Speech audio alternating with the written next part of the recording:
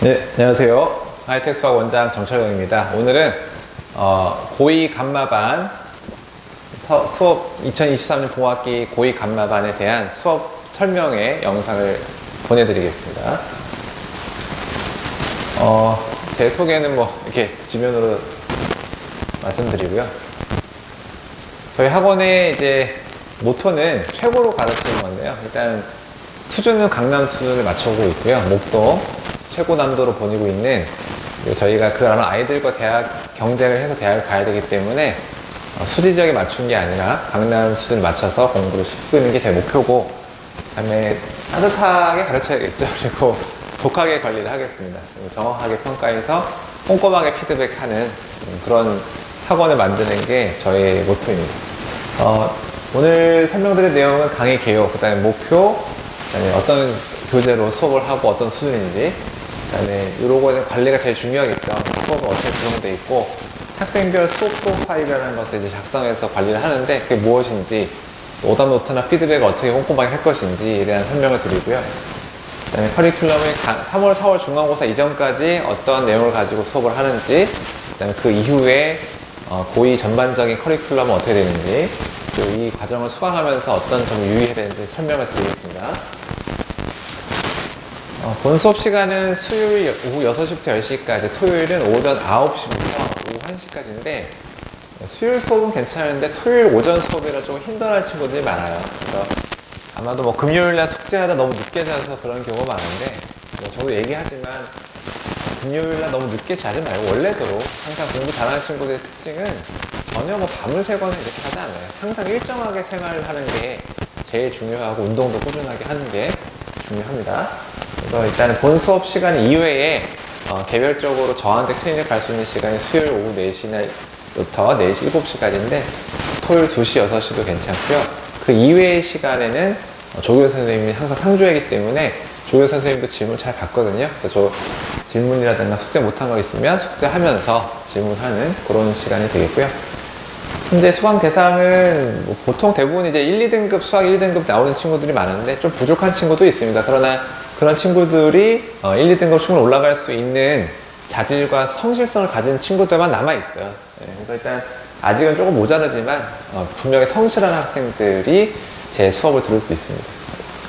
일단은 조교 선생님은 지금 고려대 재학 중에 엄윤희 선생님이 도와주실 거고, 데스크의 김수리 선생님도 같이 도와주실 겁니다. 수학원 내신 교재 설명드리겠지만, 내신 스타일의 알파 교재, 수능 스타일 공부하는 베타 교재, 오답 노트, 개인별 오답 노트를 저희가 파일에 잘 모아서 다시 한번 풀 수 있게 정리를 할 거고요. 그 다음에 3월부터는 이제 이미 수학 1도 했고 2도 했고 시험 범위를 이미 다 배웠기 때문에 매 시간 50분 진짜 시험을 맞춰서 실전처럼 그 학교 답안지처럼 해서 작성도 하고, 그 다음에 작년 거 강남, 분당, 수리 기출문제로, 강남은 어렵죠. 분당도 어렵지만 또 수리는 그나마 좀 풀만 할 텐데, 그런 문제들 난이도를 조정해 가면서 계속 실전 연습을 하는 게 상당히 중요하거든요. 그런 실전 연습을 계속 볼 거고요. 학생별 수업 프로파일로 이제 개별로 잘 꼼꼼하게 관리하도록 하겠습니다.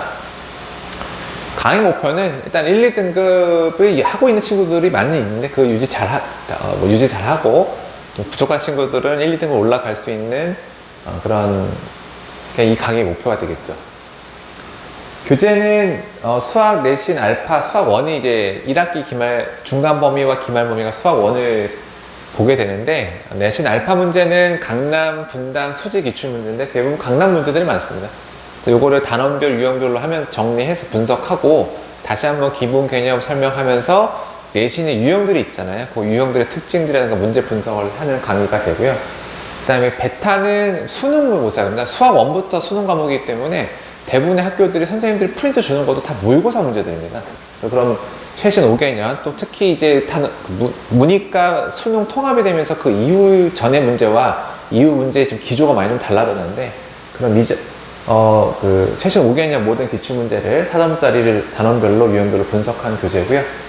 말씀드린 것처럼 매 시간 50분 실전과 같은 방법으로 환경으로 해서 기출문제로 해서 실전 적응력을 제고하고, 그 다음에 이 감마 교재는 뭐냐면 알파와 베타가 다 끝난 학생들이 하는데, 다 끝나지 못하고 진짜 어떤 친구들은 다 하거든요. 다 끝난 친구들을 위해서 오답률이 상당히 높은 킬러 문제들을 정리한 교재가 감마 교재가 되겠습니다. 수업 구성은 아이들이 오면 이제 전 시간 배웠던 문제를 테스트를 먼저 보게 되거나 뭐 약간 순서가 바뀔 수 있는데, 일단은 개인별 수업 프로파일을 작성하게 돼 있어요. 그래서 거기에 이따 다음 페이지에 설명드리겠지만 학생별로 질문과 문제 번호를 적고요. 그 다음에 자기가 다 하지 못한 문제 번호를 스스로 적게 돼 있어요. 그리고 그 언제 할지, 보강을 언제 할지 스스로 다 적게 돼 있어서 아이들이 스스로도 학습 그 상황을 점검할 수 있도록 만들어 놨는데, 그럼 이제 학생들은 테스트 풀면서 그 개인별 수업 프로파일 작성하면 저는 그거를 잘 적었는지 숙제 검사를 하면서 아이들이 적어낸 질문 번호를 칠판에 다 적어요. 그리고 그게 다 아이들이 학생별 수업 프로파일 다 적으면 저희는 그 조교 선생님께 드려서 조교 선생님들은 밖에서 그 아이들의 개별 오답 노트를 다 만듭니다. 그래서 수업 시간 끝나기 전에 그걸 배부하게 돼 있고요. 테스트가 끝나면 아까 정리한 그 과제 질문 번호를 잘 이렇게 칠판에 정리해 놨잖아요. 그러면 그거를 거의 모든 분이 다 풀 수 있거든요. 질문 풀이를 하고 끝나면 잠깐 쉬었다가 테스트 봤던 거 다시 오답하고요. 그 다음에 개념 설명, 유형 설명, 진도가 나가는 그런 순서대로 돼 있고, 말씀드린 것처럼 이제 개인비 오답 노트가 수업 끝나기 전에 나가기 때문에 아이들은 자기가 질문할 문제를 선생님께 설명을 듣고 집에 가서 다시 풀어오는 게 숙제가 되겠습니다. 그래서 개인별 수업 프로파일 양식이 이렇게 되어 있는데, 말씀드린 것처럼 보통 2권의 교재를 하기 때문에 1교재, 2교재에서 질문 나온 번호들을 적게 돼 있고요. 그 다음에 자기가 숙제 다 못한 번호들을 적게 돼 있어서 이걸 언제 할 건지, 언제 나와서 할 건지 적어내면 저희가 이 보강 안내 문자를 보내드리고, 보강에 나와서는 뭐 제 시간에 제가 하고, 만약에 제 시간이 없으면 조교 선생님이 나와서 숙제 못한 거 시키고 중간중간 계속 질문 받으면서 관리를 해 나갈 것입니다. 오답 노트 양식이 이렇게 되는데, 아이들이 이제 아까 말씀드린 것처럼 수업 종료 전에 오답 노트를 받게 되면은 그거를 선생님들이 이미 풀어줬기 때문에 집에 가서 다시 한번 풀어보는 문제들이고, 똑같은 문제가 아니라 비슷한 유형입니다. 틀린 문제와 비슷한 유형과 그거에 대한 쌍둥이 문제가 제공이 되거든요. 다시 한번 연습을 하는 것이죠. 그리고 그거를 만약에 오답 노트에 또 질문이 생기면 클리닉이나 해서 조교 선생님이 담임선생님한테 다시 한번 질문해서 해결하는 방식으로 관리를 할 겁니다.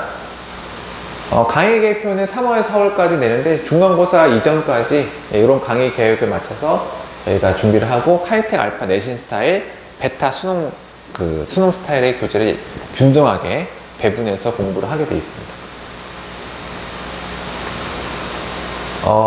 향후 커리큘럼은 봄학기에 지금 이제 수학원과 확통도 하죠. 확률과 통계는 지금 토요일 오전과 오후에 수업이 준비되어 있는데, 그거에 대한 영상을 설명은 이동훈 선생님이 준비해서 보내주실 거고요. 여름학기 때는 이제 수학2를 2학기 때 보기 때문에 여름학기가 짧습니다. 근데 수학2를 한번 다 봐야 되죠. 수학2 내신 심화와 확률과 통계를 1년에 거쳐서 보는 학교들은 이제 2학년 2학기 중간 범위랑 기말 범위가 있기 때문에 다시 한번 특강으로 확률과 통계를 복습하고요. 가을 학기 때는 당연히 이제 중간고사, 기말고사, 내신에 집중합니다. 내신 성적 좋지 않다고 해서 이때부터 수능 준비하는 게 아니고요.